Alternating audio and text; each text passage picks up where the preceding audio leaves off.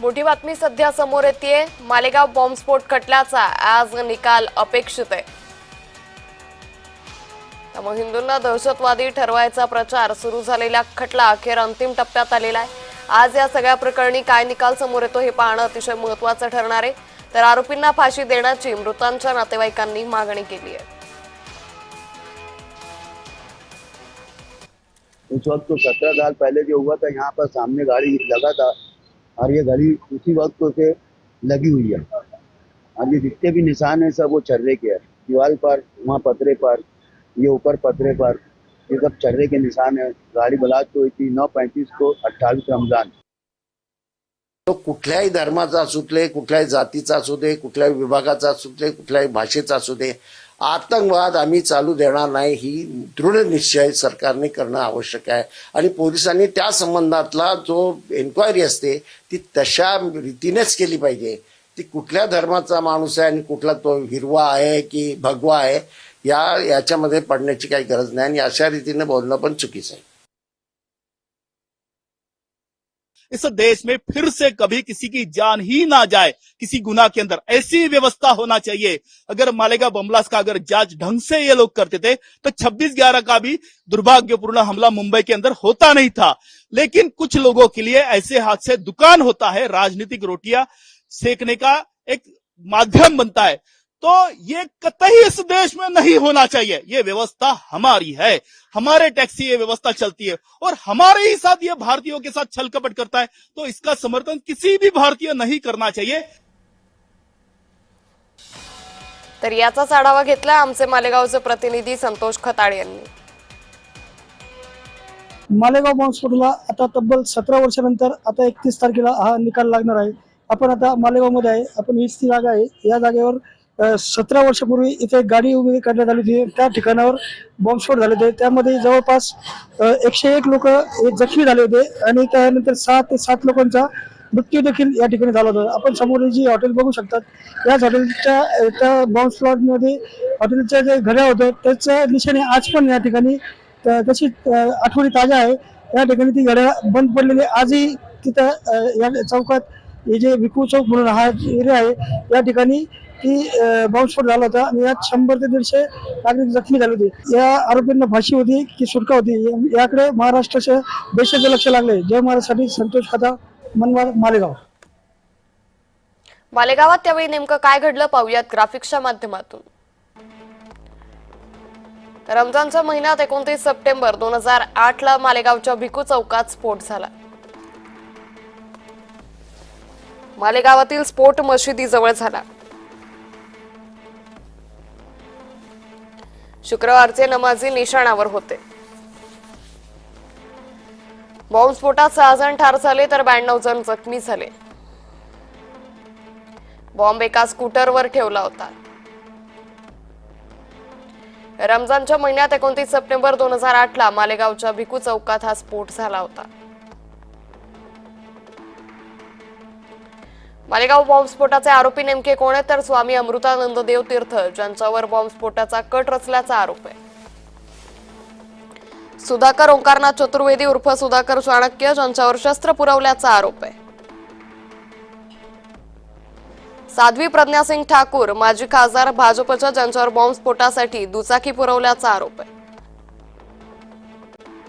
Lieutenant colonel Prasad Purohit माजी लष्करी अधिकारी ज्यांच्यावर आरडीएक्स मिळवण्यास मदत केल्याचा आरोप आहे।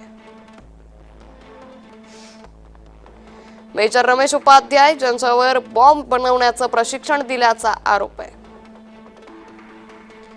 समीर कुलकर्णी उर्फ समीर चाणक्य बॉम्ब बनवण्यासाठी साहित्य दिल्याचा आरोप आहे। अजय उर्फ राजा राहिरकर अभिनव भारताचे पुण्याचे कोषाध्यक्ष ज्यांच्यावर कटात सहभागाचा आरोप आहे।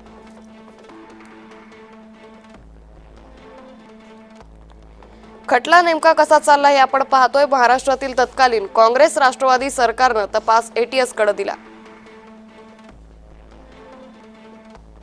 मकोका अंतर्गत मुंबई उच्च न्यायालयात 2010 मध्ये खटला सुरू आहे। खटल्यात 11 आरोपींच्या नावांचा उल्लेख आहे। खटल्याचा तपास तत्कालीन एटीएस प्रमुख हेमंत करकरे करत होते। करकरेंना 26/11च्या हल्ल्यात हुतात्म्य आल्यानं तपास अधिकारी बदलला.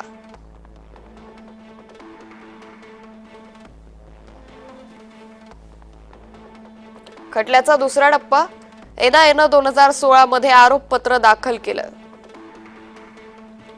जातीय तेढ निर्माण करण्यासाठीच स्फोट झाल्याचं सरकारी वकील म्हणाले. प्रज्ञा सिंग ठाकूर, श्याम साहू, प्रवीण तकलकी आणि शिवनारायण कलसांगरा यांना क्लीन चिट देण्यात आली. कोणताही पुरावा आढळला नाही असं एनआयएनं म्हटलं. 7 जणांवर आरोप निश्चिती केल्यानंतर 2018 मध्ये प्रत्यक्ष सुनावणीला सुरुवात झाली. एनआयए न्यायालयातील सुनावणीत 323 साक्षीदारांची तपासणी करण्यात आली. एनआयए न्यायालयातील सुनावणीत आता या साक्षीदारांची तपासणी करण्यात आल्यानंतर पुढचा निकाल जाहीर होईल. खटल्यातील 37 साक्षीदार फितूर होते. प्रकरणात एकूण 11 जण अटकेत होते. रामचंद्र कलसांगरा आणि संदीप डांगे अद्याप फरार आहे.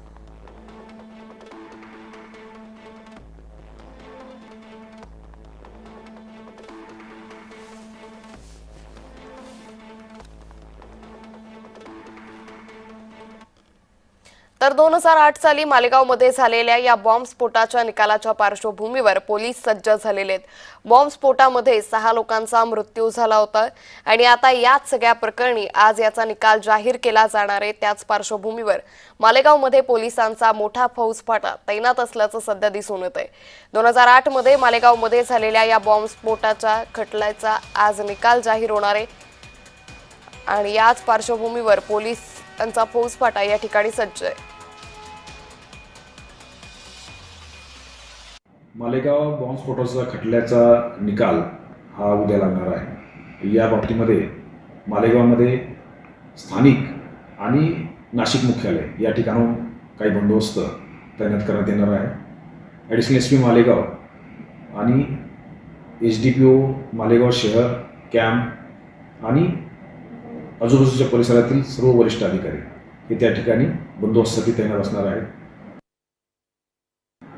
या बाबतीमध्ये शांतता कमिटीची बैठक ही घेण्यात आलेली आहे.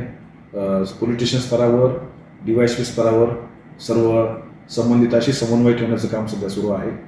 माझंही प्रत्यक्ष या संदर्भात बैठका झालेल्या आहेत, त्यांच्याशी बोलणं झालेले आहे आणि उद्याची परिस्थिती शांतीची राहील या दृष्टिकोनातून सर्वतोपरी उपाययोजना आम्ही करत आहोत.